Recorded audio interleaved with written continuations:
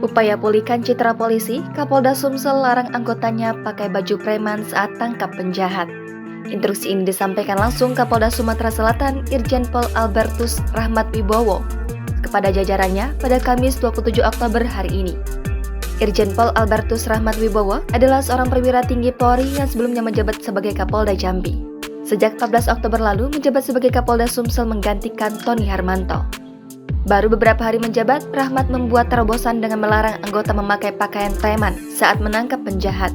Anggota di bidang reskrim diharuskan memakai atribut lengkap kepolisian dan menunjukkan identitas diri dari satuan masing-masing. Menurut Rahmat, kebijakan tersebut sebagai upaya menaikkan kembali citra polisi yang kini anjlok.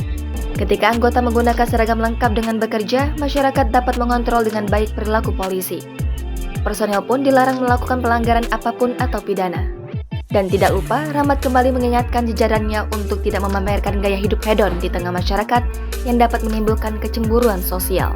Rahmat berjanji akan melakukan pemberantasan seluruh tindak kejahatan, termasuk illegal logging, drilling, dan mining yang sering terjadi di Sumsel.